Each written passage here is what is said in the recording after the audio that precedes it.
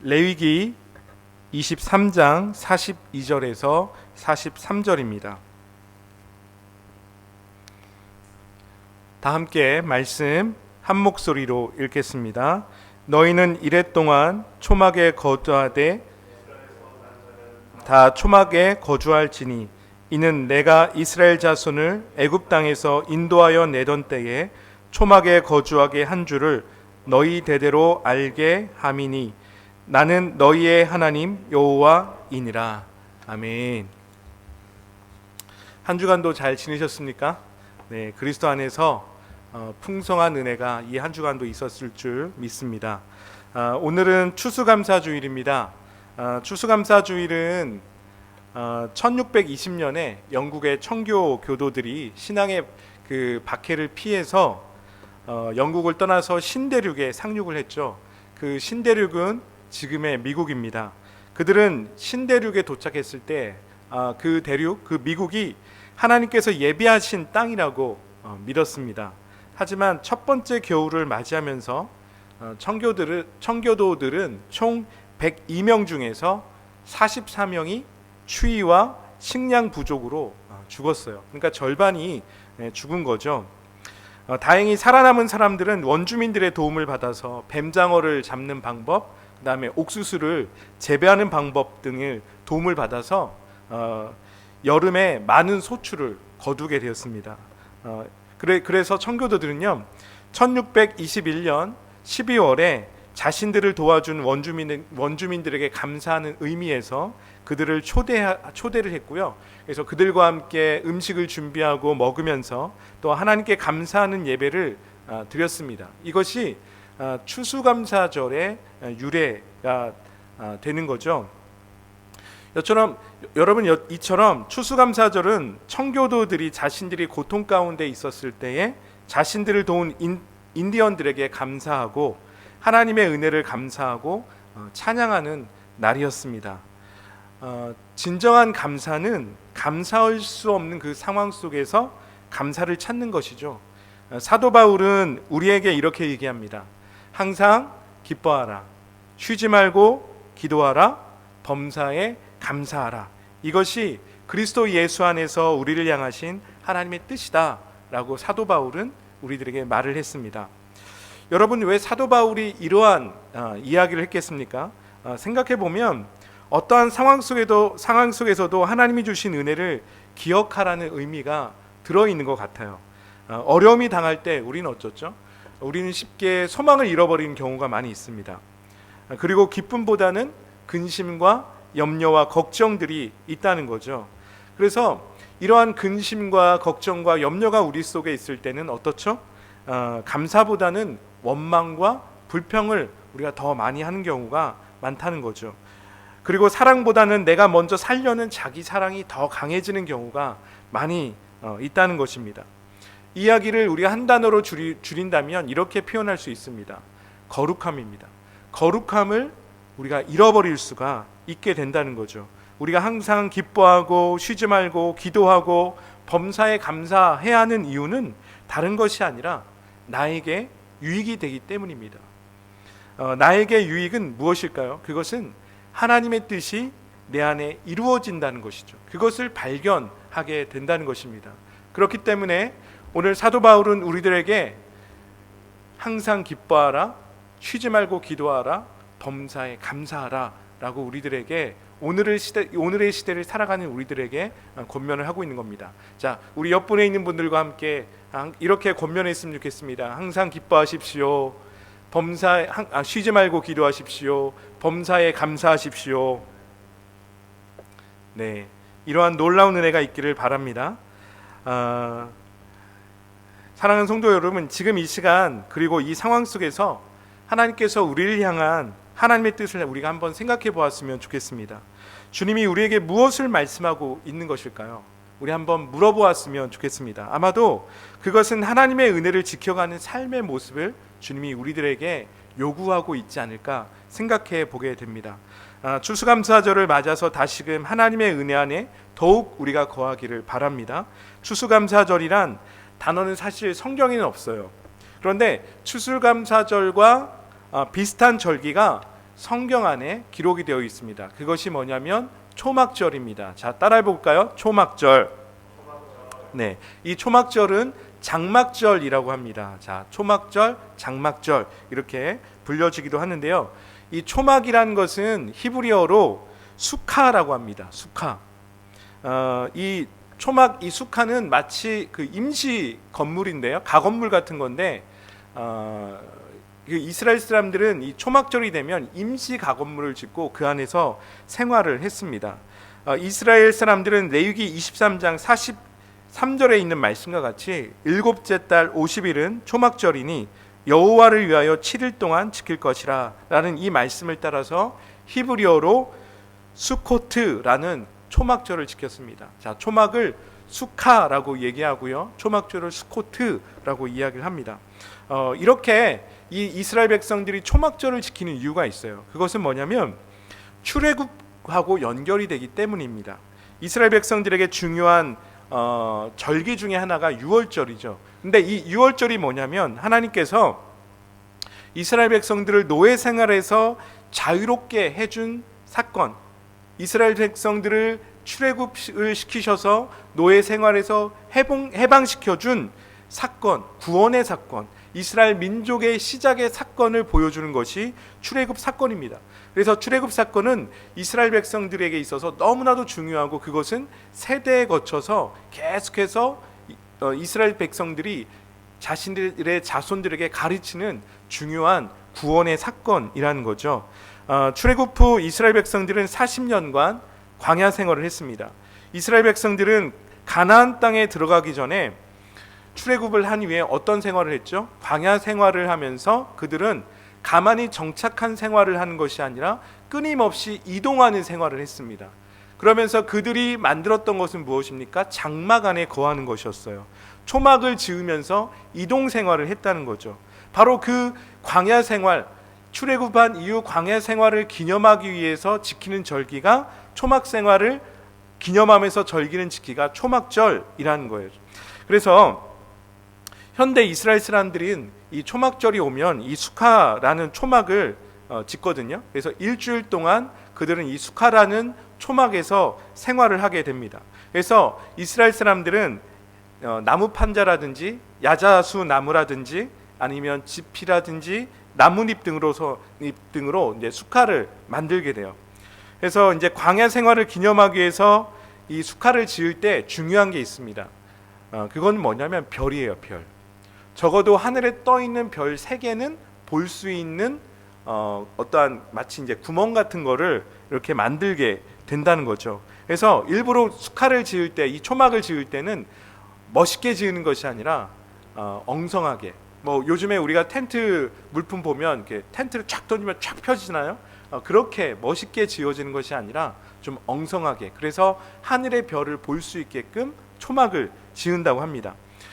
또 재미있는 게 뭐냐면 현대 이스라엘 사람들이 이 수카, 이 초막절을 지킬 때 수카를 어디에도 짓냐면 어떠한 공원에도 지어서, 초막에 지어서 이제 생활도 하겠고요, 아니면 자신의 집 앞마당에 수카를 지어서 생활을 하겠죠. 그러면 이스라엘에도 아파트가 있겠죠, 그렇죠?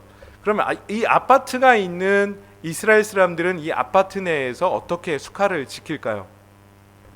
아주 재미있는 게 뭐냐면 초막절을 지키기 위해서 아파트 계단, 이 아파트 계단에 초막을 짓는답니다. 여러분 상상이 가세요? 근데 이스라엘에서 아파트를 지을 때는 그 수카를 위해서 그 계단을, 수카를 지을 수 있도록 또 계단을 그렇게 설계를 한다고 합니다.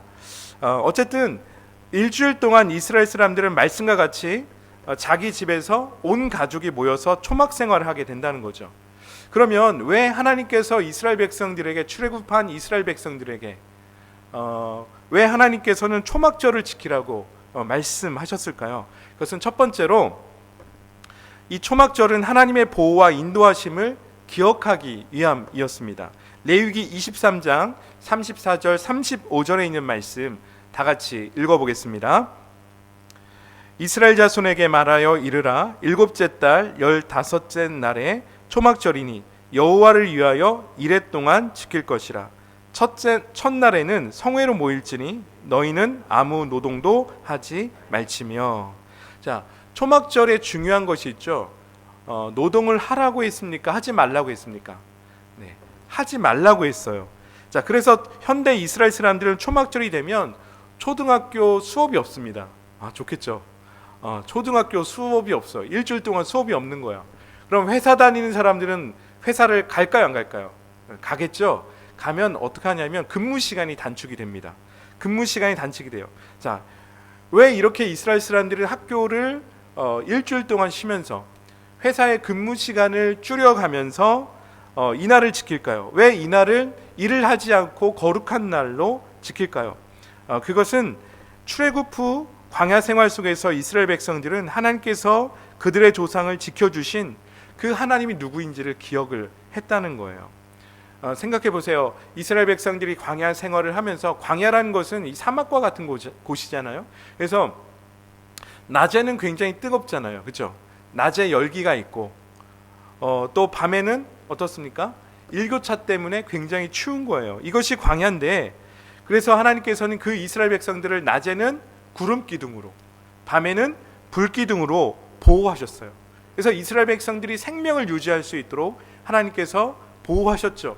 그리고 구름 기둥과 불 기둥으로 그들이 어디로 가야 되는지 하나님께서 목적지를 보여주시면서 그들의 발걸음을 인도하셨다는 거죠. 바로 이 사실을 기억을 했다는 것입니다. 또한 음식이 없을 때 하나님이 어떻게 하셨습니까? 반석에서 물이 나도록 하셔서 이스라엘 백성들의, 목말라는 이스라엘 백성들에게 물을 공급해 주셨어요. 또한 만나와 메추라기를 통하여서 이스라엘 백성들에게 매일매일 양식을 먹을 수 있도록 하나님은 공급해 주셨다는 거죠. 그 생명의 양식 대신은 하나님을 이스라엘 백성들 기억을 했던 것이고, 그들의 삶의 갈 길을 인도하셨던 그 하나님을 기억을 했다는 것입니다. 자, 그래서 아무런 노동을 하지 않고 가족들이 모여서 일주일 동안 초막 안에 모여서 음식을 먹으면서 예배하고 하나님의 행하신 일들을, 하나님의 그 구원의 일들을 기억을 했다는 것입니다. 우리가 이 초막절을 지키면서 기억을 해야 될 것은 뭐냐면, 우리 또한 누구와 같으냐면 나그네와 같다는 겁니다. 이스라엘 백성들이 정착 생활을 한 것이 아니라 이리저리 떠돌아다녔어요. 구름이 움직이면 그들도 같이 움직였어요. 구름이 멈추면 그들도 같이 멈췄어요. 이것이 무엇입니까? 나그네 생활이었다는 거죠. 여러분, 우리도 나그네와 같은 인생의 길을 살고 있다는 것입니다. 1960년대 유명한 가수가 있어요. 최희준이라는 가수분 아시죠? 어르신분들은 좀 아시겠지만 하숙생이라는 노래가 있습니다. 그 가사를 보게 되면 이렇게 되어 있습니다. 인생은 나그네 길, 어디서 왔다가 어디로 가는가. 굉장히 시적이죠. 네. 구름이 흘러가듯 떠돌다 가는 길에 정일랑 두지 말자, 미련일랑 두지 말자. 인생은 나그네 길, 구름이 흘러가듯 정처 없이 흘러서 간다. 여러분, 우리 일반 노래에서도 어떻습니까? 우리 인생을 어떻게 노래하고 있죠? 인생은 나그네 길, 이렇게 표현을 하고 있잖아요, 그죠? 이 노래의 가사가 정처 없이 인생을 노래를 하고 있어요. 그런데요, 하나님은 우리를 정처 없이 어디로 와서 어디로 가는지 모르도록 하나님 우리를 그렇게 부르시지 않으셨다는 것입니다. 하나님 우리를 정처 없이 살도록 우리를 그렇게 살지 않게 하고 있다는 거죠. 분명한 것은 하나님께서 어떻게 하셨습니까? 이스라엘 백성들을 구원하신 목적이 있었어요. 그들을 출애굽하신 목적이 있었어요. 그들이 가야 될 땅이 있었어요. 그리고 그들이 들어가서 그곳에 정착하고 살아야 될 이유가 있었습니다. 바로 무엇입니까? 하나님께서 그래서 그 백성들을 부르셔서 광야 가운데서 불기둥으로, 구름기둥으로 인도하시고 그들에게 필요한 양식들을 매일매일 공급해 주셨다는 거죠. 하나님은 분명히 우리가 살아가야 할 이유와 목적지를 보여주시는 분이라는 거예요. 그래서 그 하나님께서 부르신 목적대로 우리가 살아갈 수 있는 힘을 주시고 또한 소망을 주시는 분이라는 거죠. 우리의 매일의 순간순간마다 우리의 삶을 인도하시는 분이라는 겁니다. 그래서 여러분, 오늘 이 추수감사절을 맞아서 여러분들에게 모두 좀 권면하고 싶습니다. 그것은 오늘 하루 가족들과 함께 모여서 혹은 영상으로 가족들과 함께 만나셔서 올 한 해 동안 하나님께서 우리 가정 가운데 우리 가정을 어떻게 지켜오셨는지, 우리 가정을 어떻게 인도해 주셨는지, 우리 가정에 어떠한 필요들을 공급해 주셨는지, 그러한 것들을 우리가 나눠보는 그런 시간을 가졌으면 좋겠습니다. 두 번째로 초막절은 하나님의 은혜와 풍성함을 기억하는 절기입니다. 초막절은 추수와 연결이 되어져 있습니다. 출애굽기 23장 16절에 있는 말씀 보겠습니다. 출애굽기 23장 16절입니다. 함께 읽습니다. 수장절을 지키라. 이는 내가 수고하여 이룬 것을 연말에 밭에서부터 거두어 저장함이니라. 자, 여기서 수장절이 초막절인데요. 이 수장절은 이스라엘에서는 한 해 동안 농산물의 최종 수확의 완성을 하는 그런 의미를 가지고 있습니다. 이 성경은 추수한 식량을 곡간에 다 넣은 후에 먹고 마시고 즐거워했어요. 유대인들에게 초막절은 무엇이냐면 감사와 기쁨과 그리고 소망의 절기가 된다는 겁니다. 우리는 하나님의 은혜를 기억할 때 기뻐하고 즐거워해야 한다는 거죠. 왜 그렇습니까? 모든 염려와 걱정들이 다 사라지기 때문이라는 겁니다. 오늘 우리를 하나님의 은혜 안에 머물지 못하게 하는 것들이 무엇입니까? 여러분, 하나님의 그 은혜를 다시 한번 기억해 봅시다. 부족함 없이 풍성하게 인도하신 하나님의 그 손길을 우리는 또한 발견하게 될 것입니다. 세 번째로 초막절이 가지고 있는 의미는 이것입니다. 초막절은 안식하는 날이라는 거죠. 레위기 23장 39절입니다. 레위기 23장 39절입니다. 함께 읽습니다. 너희가 토지 소산 거두기를 마치거든 일곱째 달 15셋 날에 이래 동안 여호와의 절기를 지키되 첫날에도 안식하고 여덟째 날에도 안식할 것이요. 초막절에 주님이 우리들에게 원하시는 것이 있어요. 그것은 뭐냐면 안식이라는 겁니다. 안식은 하나님의 은혜를 기억할 뿐만 아니라 하나님과 교제하는 시간이에요. 우리는 어떠한 삶을 살고 있습니까? 지금 이 시대를 살아가면서, 이 현실을 살아가면서 분주한 나날을 보내고 있지 않습니까? 휴일이 온다고 해서 어떻습니까? 제대로 쉬어본 적이 있으십니까? 이러한 분주함 속에서는 우리가 하나님의 음성을 온전히 들을 수가 없어요. 이러한 분주함 속에서는 어떻습니까? 가족과도 온전한 교제를 이룰 수가 없다는 거죠. 그래서 하나님은 이스라엘 백성들에게 일주일 동안 이 절기를 지키면서 이 절기의 첫날 그리고 마지막 날은 어떻게 하셨습니까? 쉬도록 하셨어요. 안식하도록 하셨습니다. 그래서 우리가 느끼지 못했던 일상을 발견하게 하시고 하나님의 창조의 일을 묵상하도록 하신 것이죠. 오늘 나를 바쁘게 하는 것들을 우리가 잠시 내려놓고 초막에 누워서 저 하늘의 별을 바라보는 그러한 시간을 가졌으면 좋겠어요. 아마도 우리가 이러한 안식을 누릴 때 우리는 그동안 잊고 살아왔었던 우리 삶의 의미를 다시금 기억하게 될 것입니다. 네 번째로 초막절은 절제와 경건의 훈련을 하는 절기입니다. 초막절은 감사와 기쁨 그리고 소망의 절기라고 제가 앞에서 이야기를 하셨잖아요. 그런데요, 왜 불편하게 이스라엘 사람들이 이 일주일 동안 초막 생활을 할까요? 그리고 그들은 앞에서 살펴봤지만 이 수장절을 통하여서 어떻게 했습니까? 그들이 한 해 동안 거둬왔던 모든 곡식들을 다 저장하는 그런 시간을 가졌어요. 그것은 이러한 초막절을 지키면서 동시에 이들이 초막 생활을 하는 이유가 있었습니다. 그것은 뭐냐면 풍성할 때 하나님께서 주신 풍성함에 감사할 뿐만 아니라 여러분 또한 그들의 마음을 지켰다는 거예요. 그건 뭐냐면 풍성할 때 뭔가 잘 된다고 싶을 때 어떻습니까? 그들은 교만해질 수 있었기 때문이라는 거죠. 자, 그러니까 초막절은 이스라엘 백성들의 어떠한 시간이었냐면 감사와 기쁨과 소망의 시간이었을 뿐만 아니라 의지적으로 삶의 절제와 영적인 훈련을 하는 그러한 시간이었다는 것입니다. 소시적 생활을 잊지 않고서 그리고 그 첫 마음을 잊지 않기 위해서 그래서 이스라엘 백성들은 절제의 훈련들을 했다는 거죠. 또한 절제와 경건의 훈련은 우리 안에 있는 탐욕과 욕심을 버리게 합니다. 초막절은 어떠한 절기죠? 우리 안에 있는 욕심을 내려놓는 절기예요.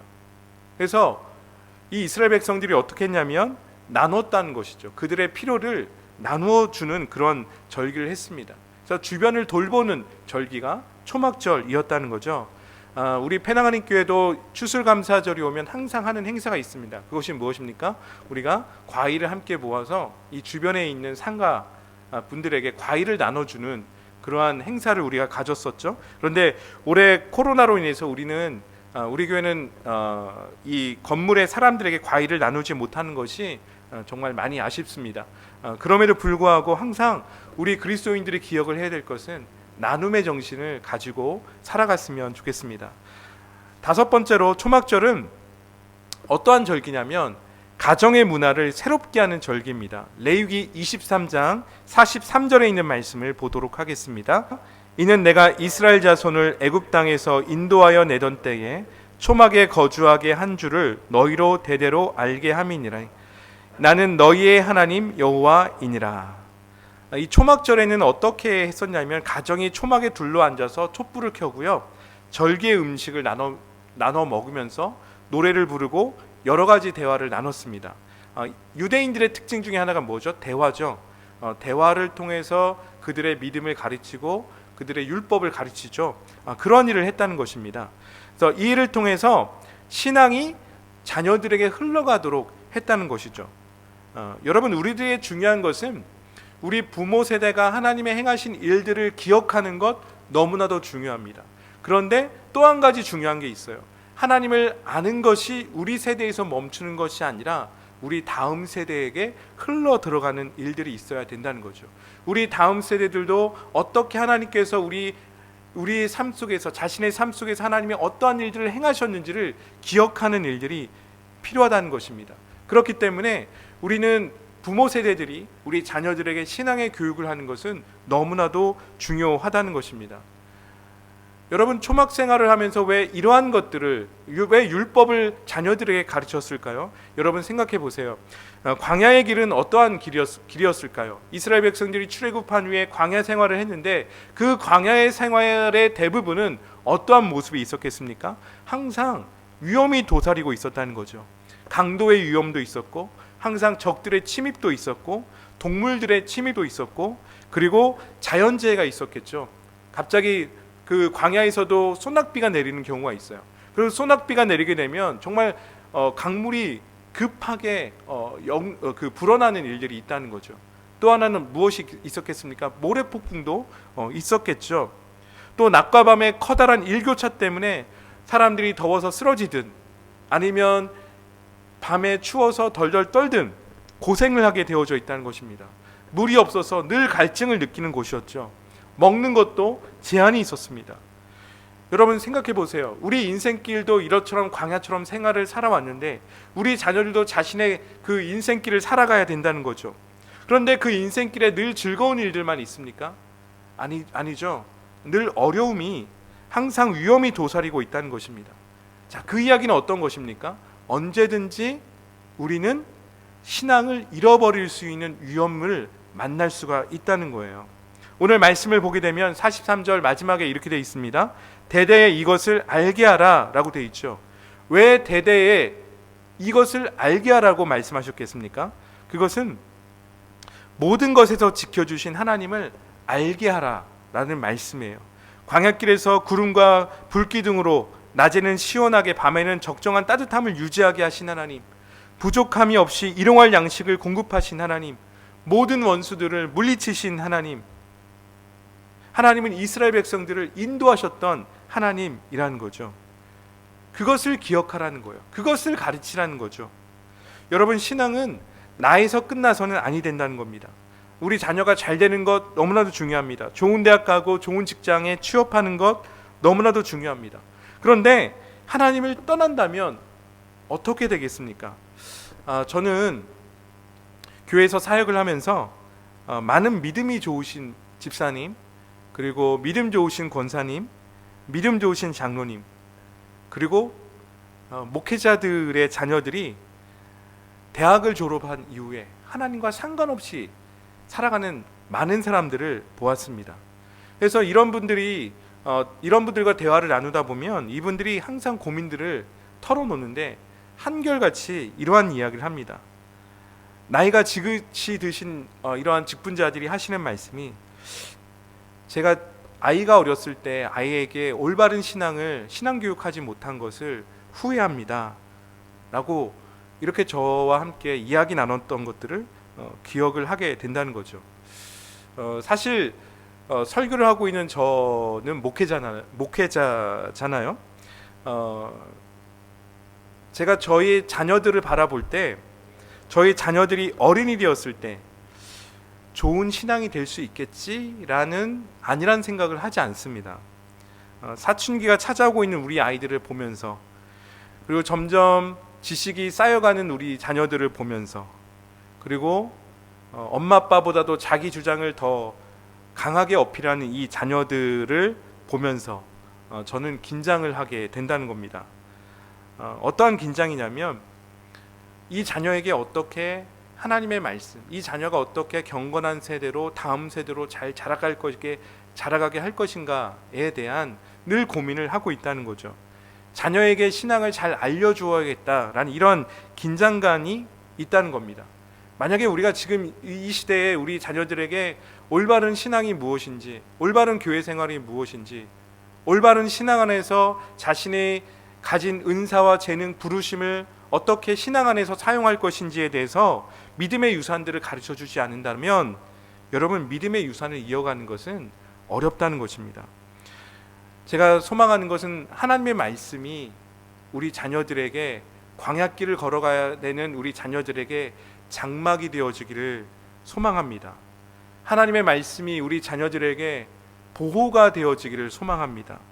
그래야지 우리 자녀들이 삶을 살아가면서 진정으로 기쁜 것이 무엇인지, 진정으로 행복한 삶이 무엇인지 알 수 있게 된다는 거죠. 지금 저희가 다니엘 기도회를 계속해서 하고 있는데요, 지난 목요일 다니엘 기도회에서 김예랑 자매가 고백한 것이 있죠. 이렇게 고백했습니다. 예수님을 아는 것이 축복입니다 라고 고백을 했어요. 예수님을 잃으면 모든 것을 잃은 것입니다 라는 이런 고백을 했어요. 여러분, 그러면서 이날의 간증의 제목이 뭐였냐면 진정한 기적에 대해서 이야기를 했었죠. 여러분, 우리 부모들은 자녀에게 좋은 것을 주기를 원합니다. 우리 자녀가 부족함 없기를 원합니다. 우리 자녀들에게 기적을 만들어 주기를 원합니다. 여러분, 그러면 진정한 기적이 무엇이겠습니까? 병이 낫는 것일까요? 사업이 잘 되는 것일까요? 좋은 대학, 좋은 직장에 가는 것일까요? 여러분, 이 모든 것들이 필요합니다. 그럼에도 불구하고 진정한 기적이라는 것은, 제가 지난 목요일날 간증했었던 김예랑 자매의 간증을 그대로 인용해서 여러분들에게 읽어드리고 싶습니다. 김예랑 자매가 이렇게 고백을 했죠. 진짜 기적은 무엇일까요? 걷고 뛰는 것 기적이라고 했습니다. 그런데 그 기적은 금방 잊혀집니다. 시간이 조금 지나면 합리화합니다. 진짜 기적은 기도하지 않았던 내가 기도하게 된 것입니다. 아멘 동생이 하나님을 믿고 기도한 것입니다. 아이가 낳지 않아도 기도하는 것입니다. 사랑 없음을 알게 된 것입니다. 고난 가운데 찬양한 것입니다. 감사할 수 없을 때 찬양한 것입니다. 이것이 진짜 기적입니다. 우리는 병이 없어도 죽음을 만나게 됩니다. 내일일지 모레일지 우리는 죽음이 오지 않을 것처럼 축복해 주세요 라고 이야기를 하죠. 이것이 아닙니다. 예수님을 아는 것이 축복입니다. 예수님을 잃으면 다 잃은 것입니다. 십자가를 붙들고 가면 주님이 갚아 주십니다. 주님은 잊지 않으십니다.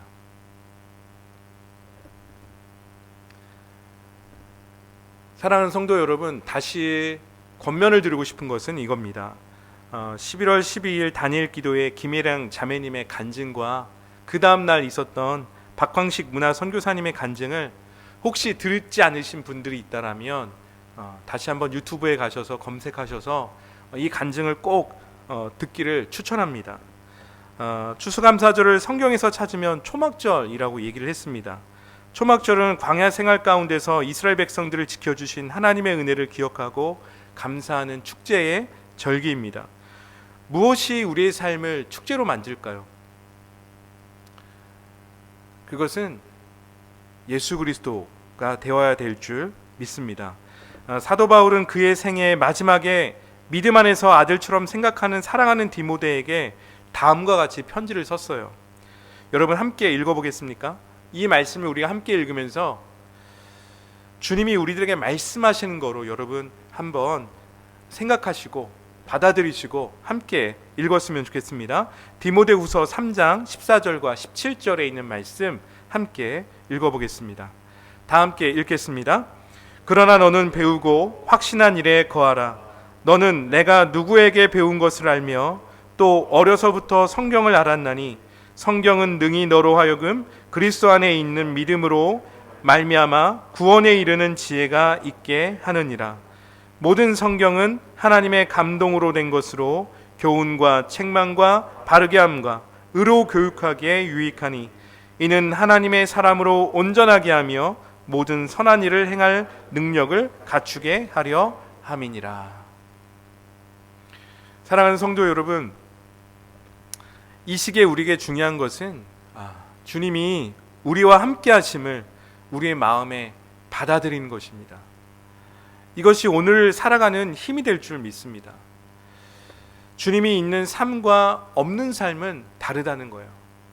말씀을 붙잡고 살아가는 삶과 말씀 없이 살아가는 삶은 다르다는 것입니다.